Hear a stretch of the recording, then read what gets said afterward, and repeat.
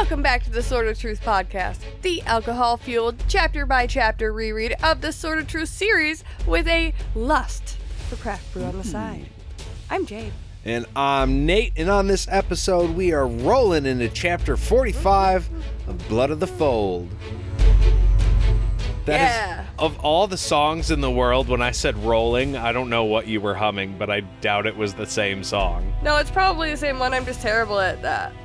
Was it Limp Bizkit? No, probably. I don't even know what song. Rolling. What? No, not that one. I don't even know. I mean, he does say rolling a bunch. I'm not sure, but I'll show you when this is over. We'll listen to some tunes. That's the only thing I know of that song. It's like keep them something rolling. Right? I think it's a song about horses. Rolling, rolling, rolling. It's an old song. Yeah. I know what you're talking about. I've heard it, I guess. Whenever people say that, that's what I think That's about. a song my dad would know. Well, I am excited to get into today's chapter. Yeah, why is that? Because we got back to Kahlan. Yes, we did. So we got to see what's going on over there. A little update on how bad everything is going so far. Yeah, and actually it's kind of nice because we don't jump around. We stay with just her and Adie for the entire chapter. So that means, like, it's important. Yeah, well, and easier. So I like it. And easier, yeah. Straightforward shit.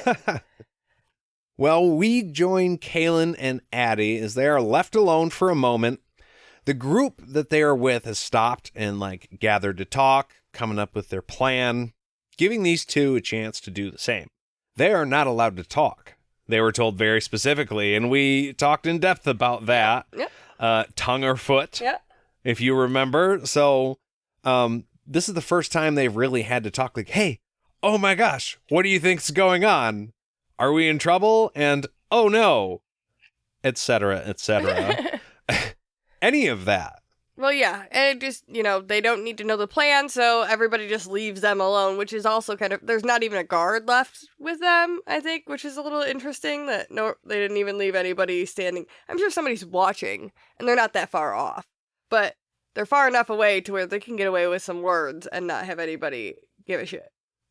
Right, and I mean, I think it does say, from Kahlan's point of view, she doesn't see any Mriswith. But that doesn't necessarily mean they're not there. Well, yeah, that's always true with the so, Mriswith. It adds a little bit of fear. The Rizzies. The Rizzies? Yeah, I'm trying to figure out a shorter way to say that, because it's a lot every time. I don't know, it's easier. It's the M and the W and the R. Mruh. It's a weird thing to say, so I stumble over it almost every time. Yeah. It is what it is. So Adie looks out the window and tells Kahlan that they are in the heart of enemy territory. She recognizes the Palace of the Prophets from the time that she spent there when she was young, which obviously leads to some questions, but we don't have time for those now. She's like, oh, no, that's a long story. We don't have time for long stories right now. We'll get to it later. I mean, it leads to questions for us too, right? Because we know... Usually, when you go there, you kind of stay there. You don't come back over the barrier that was there. We were literally shown an example in this book about a sister of the light who was kicked out. Yeah. And, went bad. Yeah. So, was Adie a sister? Was the question I had. If it's like the woman earlier in the book, was she kicked out? And instead of going bad, she, just stayed good? But, hey, whatever. Rules aren't for her. See, yeah, I don't know. I'm not sure. There's no answer. Yeah, there's no answer yet. I don't think that she was a sister just because of the way she keeps wording it. She's not like, I learned it. She's just like, I visited or I was there. And it was 50 years ago. So, I don't know. I feel like she would have stayed there a lot longer than we know Adie to be. I don't know. I guess we thought Adie wasn't that old. I don't remember if it was a number that was given. I don't think it was, though. I think she's just older. Not old, right? Well, right. Because, I mean, you have to think about Pell's life, and the people who tortured her and Pell are still alive. Yeah. So, she can't be that old. She's not, 500 years old. No, she's not, magic age old. She's just older. Yeah. 60s, I would say. Yeah. So, yeah. That's a guess. We hopefully will get some answers to this shit once we get there. But we don't get them now because there's other stuff to talk about. Right. So they have been traveling nonstop for almost weeks. And like we said, this is the first time they're unguarded. It's the first time they've been able to talk to each other. And now they're starting to wonder why they would have been brought here. Adie is like, okay, yeah, sure, we're here.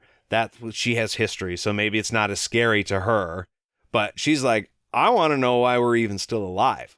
Yeah, they could have killed their asses a long time ago. Yeah, if we were just the enemy, we would have been toast. We've been dead or worse before we reached here. Yeah, and they tried to kill Kahlan before.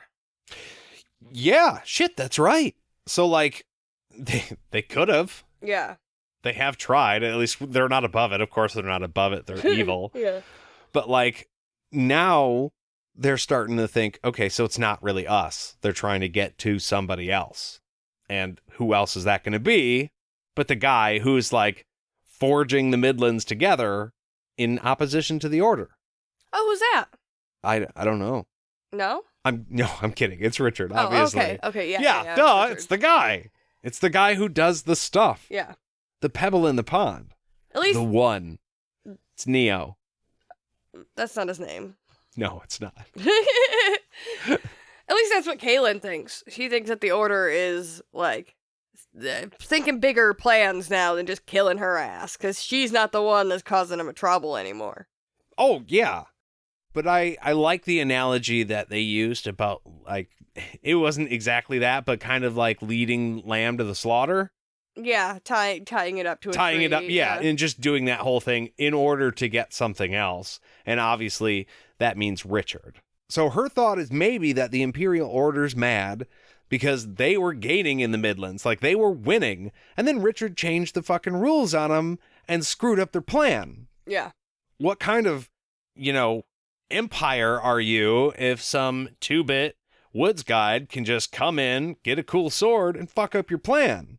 Yeah. Maybe it's a shitty plan, and you shouldn't do it. Just my thought. Anyways, she knows that the Imperial Order isn't dumb, and neither is Richard. So she is sure they know he won't trade her safety for the control of the Midlands. But he might think he can pull off a rescue. Of course Richard would. Yeah. And especially now, too, because the army has been out looking for Kahlan. Nobody can find her. It is a literal nationwide effort at this point to find this woman who is just recently, into existence. Oh, yeah. The knowledge of her being a confessor, right? That's out there.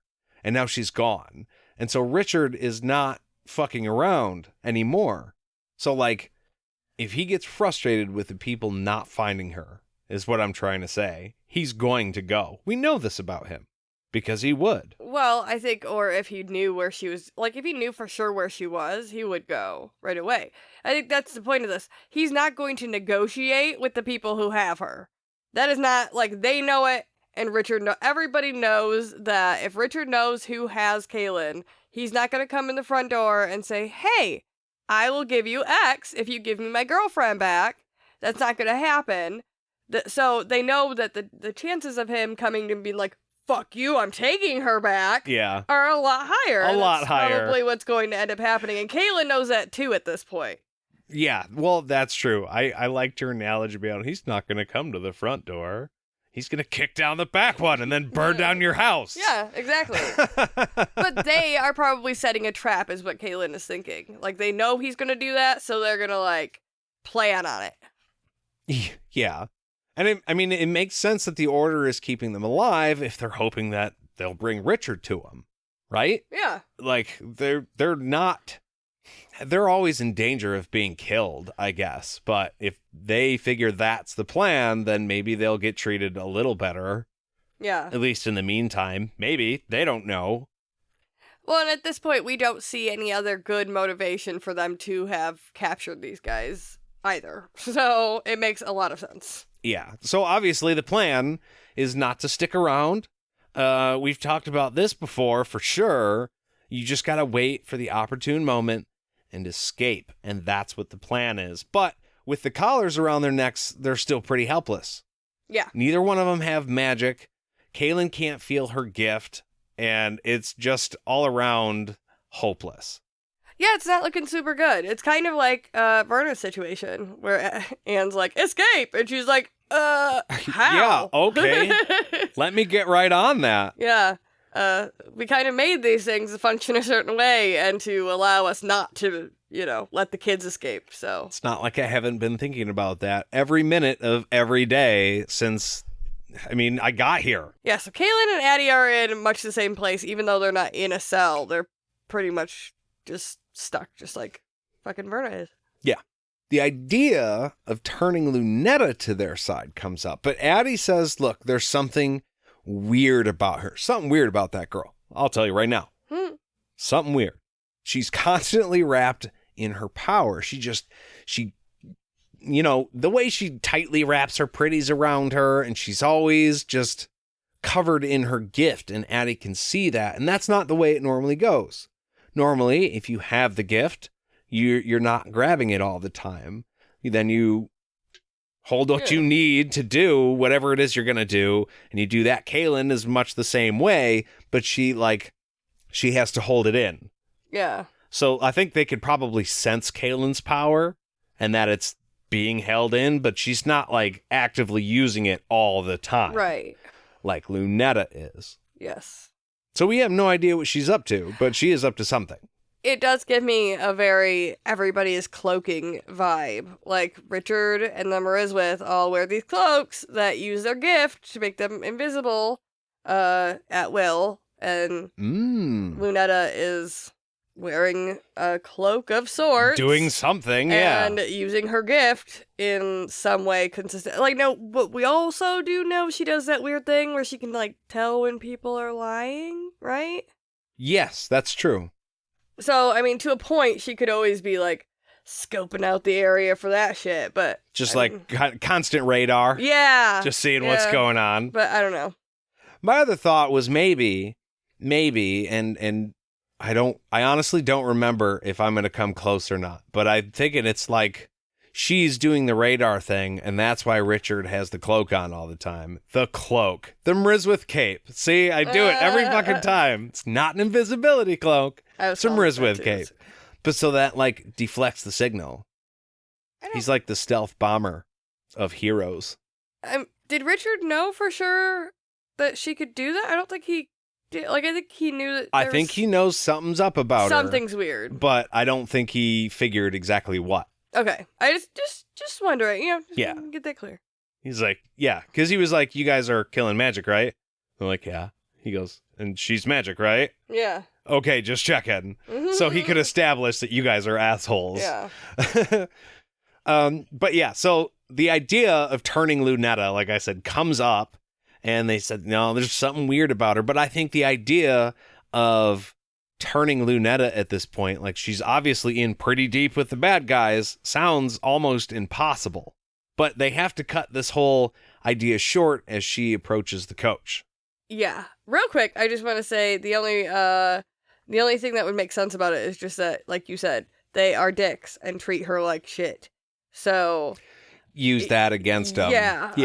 I could see that. Yeah, she got a severe case of Stockholm, whatever, trauma induced. But yeah, you could maybe convince her that, hey, he's the dick, just so we're clear. Maybe it's just her outward, because the way Lunetta behaves in the book so far to me is that she's kind of depressed, and I would be in her shoes, and she seems nervous. Or maybe it's timid, because we know that Toby is an abusive asshole.